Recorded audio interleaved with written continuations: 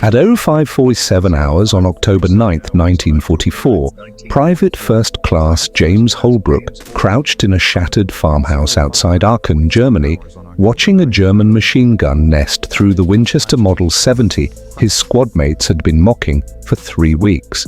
22 years old, expert marksman qualification at Fort Benning, 0 confirmed kills in combat.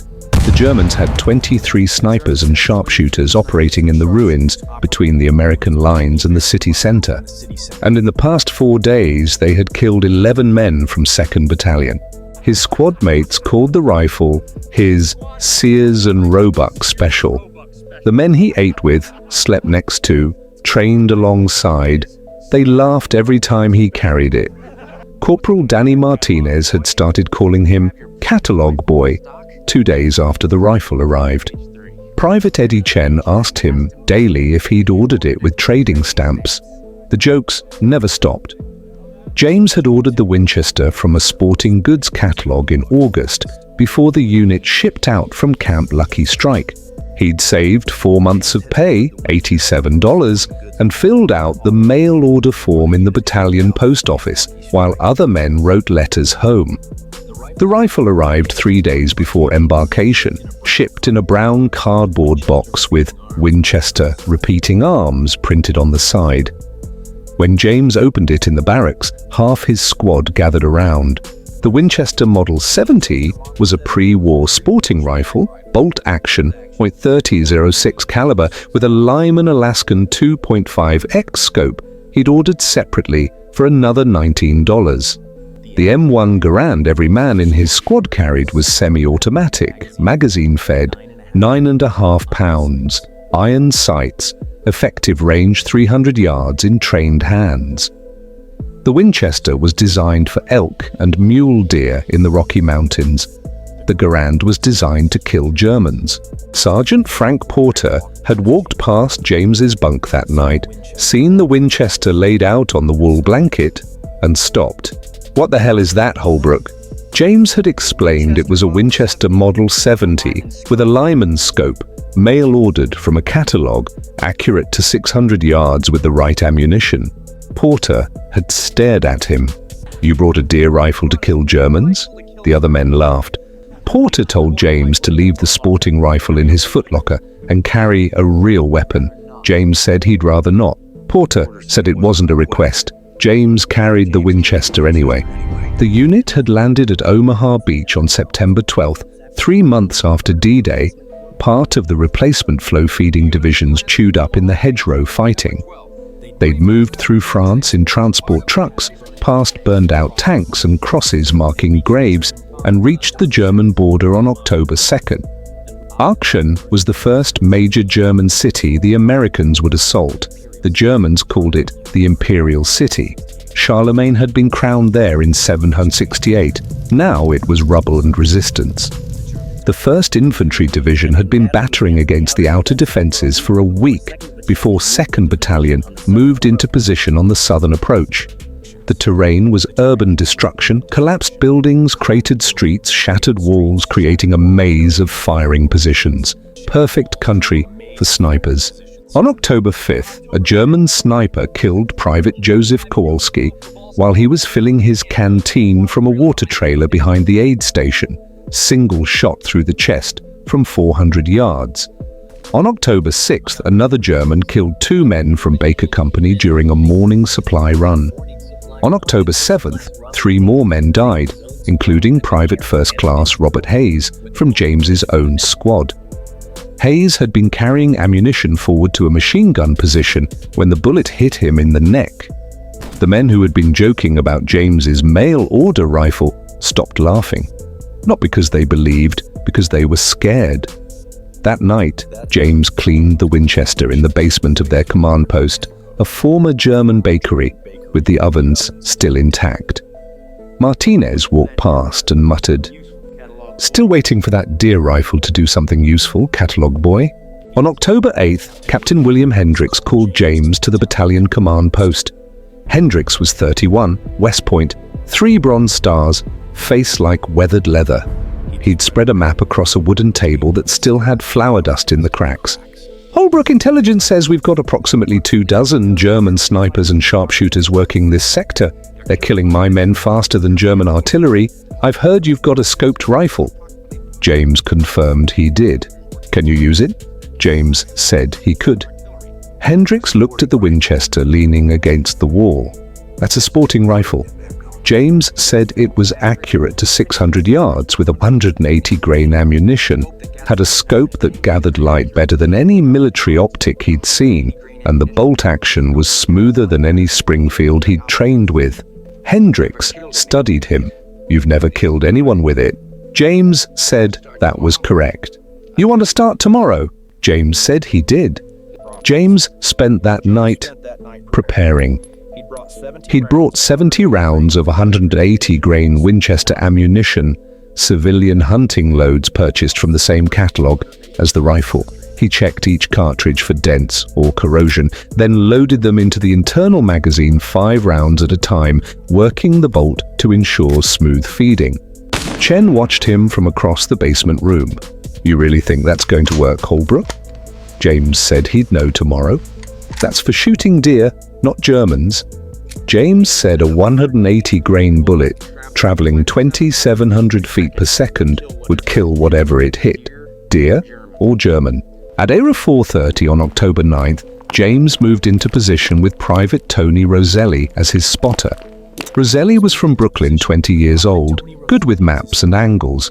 They'd chosen a position in a collapsed 3-story apartment building with a clear view southeast toward the German lines, approximately 500 yards of rubble and ruins between their position and the enemy-held sector. They settled into a corner room on the second floor, where the exterior wall had been blown away, leaving a jagged opening with enough cover on the sides to avoid silhouetting. James laid out 5 rounds on a piece of cloth, within easy reach. The dawn was grey and cold, typical October in Germany. Roselli glassed the ruins methodically, left to right, near to far, looking for anything that didn't belong. At 05:47 he saw movement. A piece of canvas, tan-coloured, shifted in a 3rd-story window approximately 420 yards southeast. James watched. 30 seconds passed. The canvas moved again. Someone was behind it. James adjusted the scope. 2 clicks right for a slight crosswind from the west, elevated for 420 yards. The Winchester settled against his shoulder. He'd fired this rifle maybe 300 times at Camp Lucky Strike, and exactly 0 times in combat. He breathed out, slowly, let the crosshairs settle on the edge of the canvas, where a human head would be if someone was watching through a gap. The trigger broke clean, the Winchester barked. Through the scope, James saw the canvas collapse inward. The figure behind it jerked backward and disappeared. Roselli stared through the binoculars. 30 seconds of silence. Holy shit! You hit him! You actually hit him! That's 400 yards. James said it was 420. With a mail-order rifle, James said bullets didn't care where the rifle was purchased. At 06:21, James spotted a helmet edge visible behind a pile of bricks in a collapsed storefront, 350 yards southeast. He watched for 5 minutes before the German shifted position slightly, exposing the top of his head and the scope of what looked like a Carabiner 98K with a ZF-41 scope. James adjusted for distance and wind, fired. The helmet disappeared. Roselli confirmed through binoculars. That's 2. At 07:05, James found a German shooter positioned in a church bell tower, 480 yards east. The shot was difficult, small target, strong crosswind, extreme range for the scope's magnification. James waited for the wind to calm, fired when the German leaned forward to look through his scope.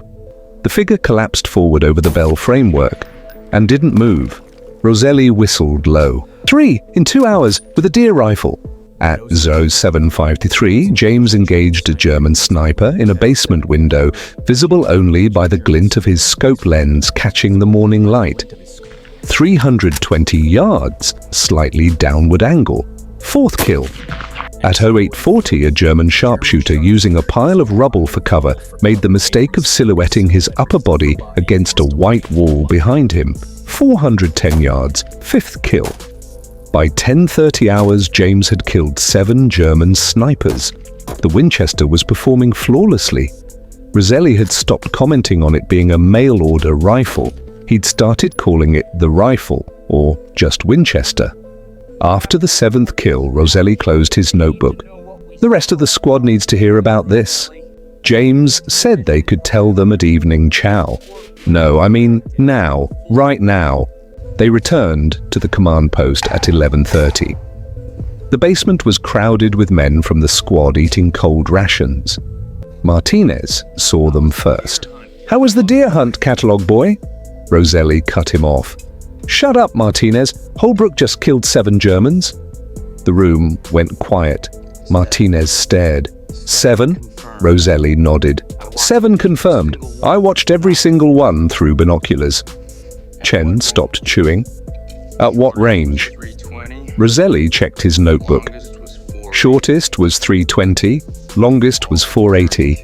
All confirmed kills. Nobody laughed. Nobody made jokes about catalogs or deer rifles. They just stared at James, who was cleaning the Winchester with a piece of cloth. Sergeant Porter came down the stairs and looked at Roselli. "Report." Roselli repeated the morning's work. Porter looked at James. 7 confirmed. Porter said nothing for a long moment. Then, "Get some rest. You're going back out at 1500. On October 10th, day 2, James took a different position with Private Eddie Chen as spotter. Chen had volunteered specifically, said he wanted to see for himself. They set up in the top floor of a destroyed factory building with a view northeast, different angle from the previous day. At 06:12, James killed a German sniper positioned in a water tower, 460 yards northeast. Chen confirmed through binoculars and said nothing for a moment. Then, "I called it a Sears and Roebuck special, I'm sorry."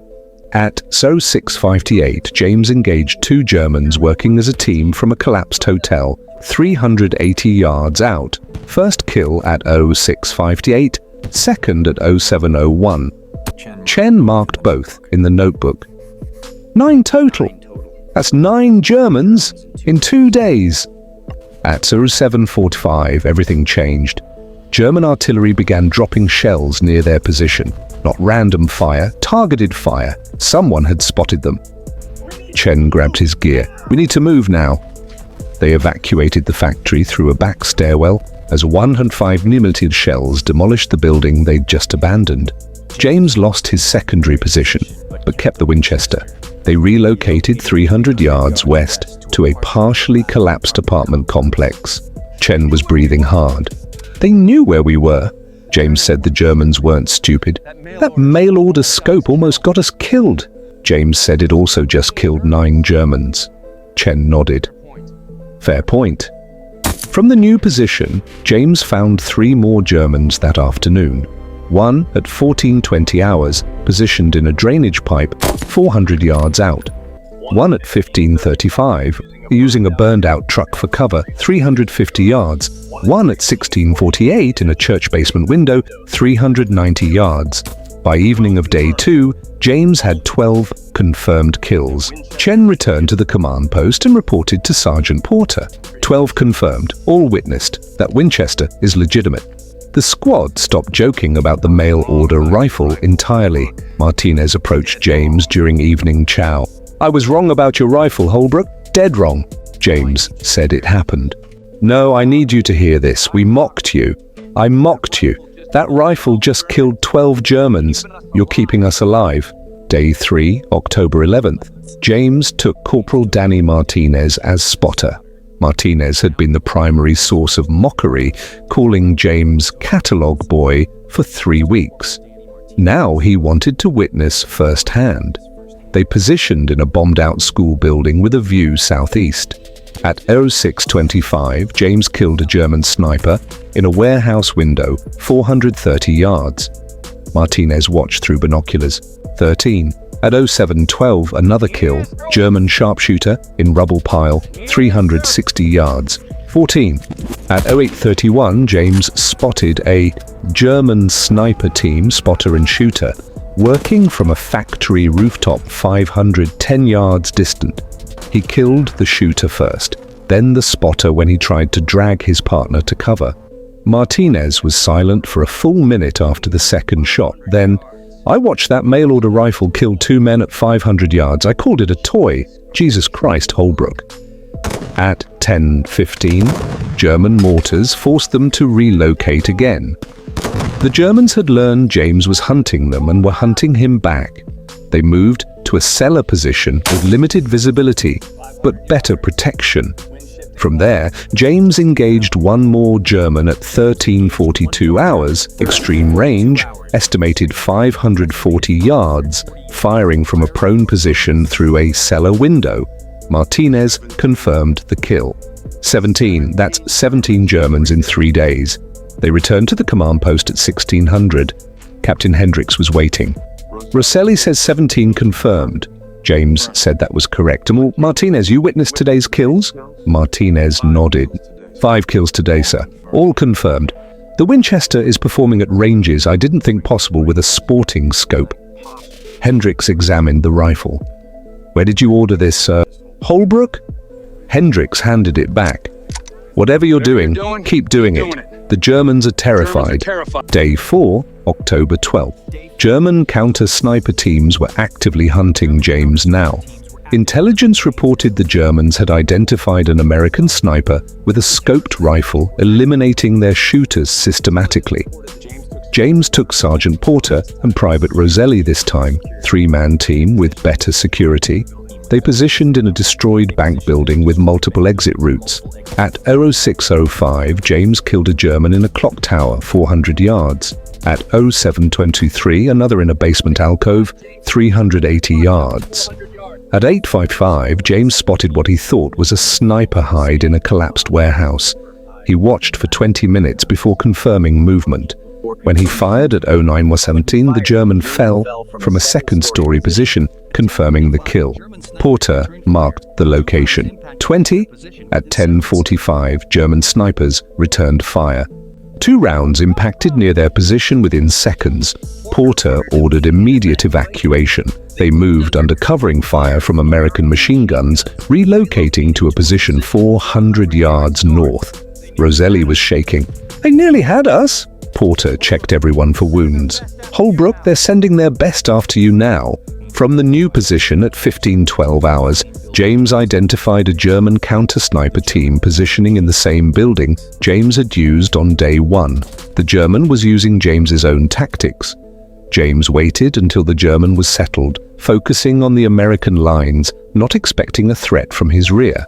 One shot, 450 yards, through the same window James had used 3 days prior. 21st kill. Porter watched through binoculars. "You just killed a German sniper in your own former position." He thought he was being clever.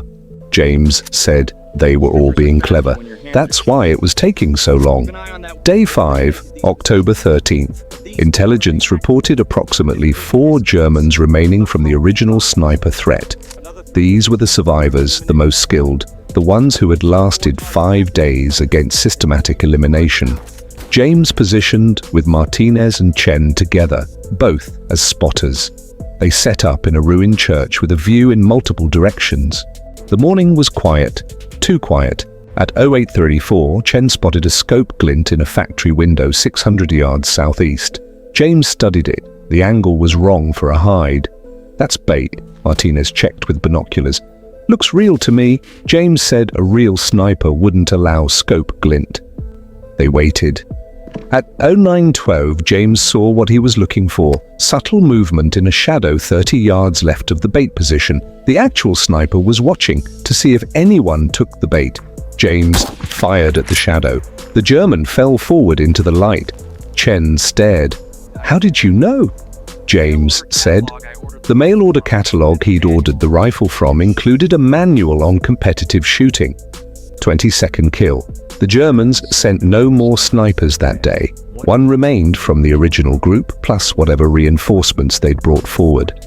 At 14:45, James spotted movement in a bell tower 800 yards east. extreme range, beyond the scope's effective magnification. He watched for 30 minutes before confirming a sniper position. The shot was nearly impossible. James elevated the scope to maximum, adjusted for wind, distance, bullet drop. He fired at 15:23. Martinez watched through binoculars. 10 seconds passed. I can't tell if... Wait, he's down. Holy shit, he's down. 23rd kill. Chen closed his notebook.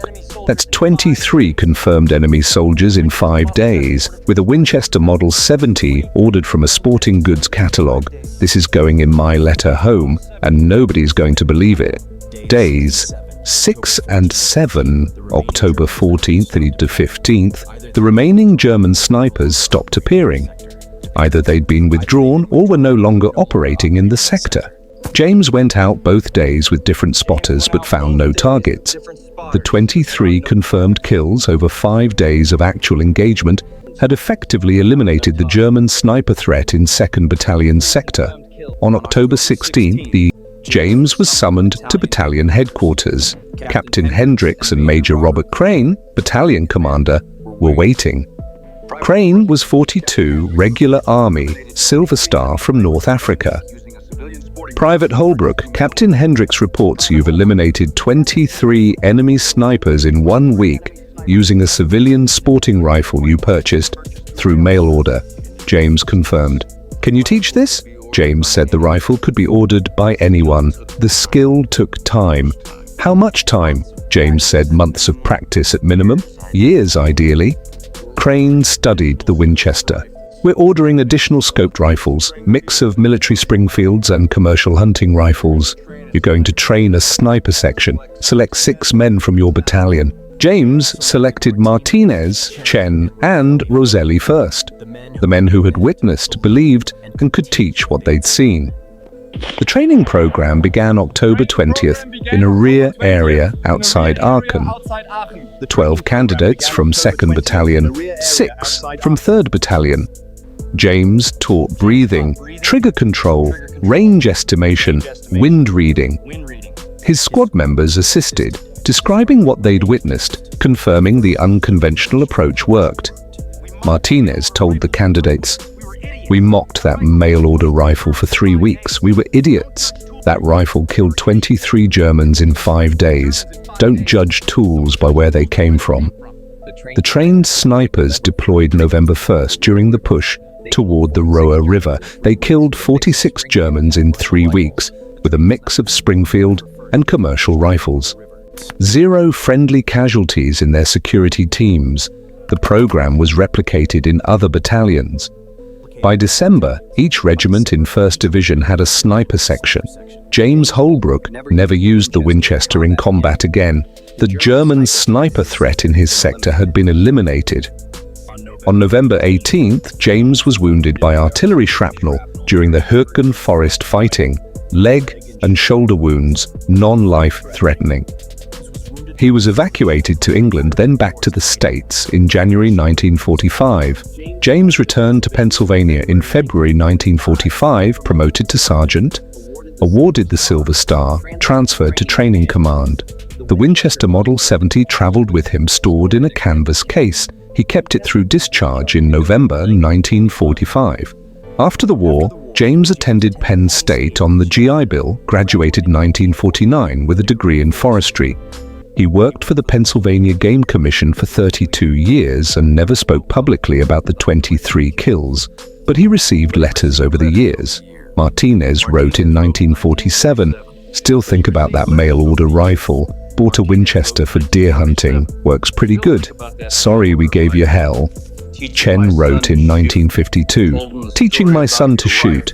Told him the story about your rifle. He didn't believe me until I showed him my war notebook. 23 confirmed. He believes now." James Holbrook died in 1989 at age 67. The Winchester Model 70 was donated to the 1st Infantry Division Museum at Fort Riley, Kansas. The display case includes the rifle, the Lyman Alaskan scope, and a placard, "Mail order Winchester Model 70 used by Sergeant James Holbrook to eliminate 23 enemy snipers. Aachen, Germany, October 1944.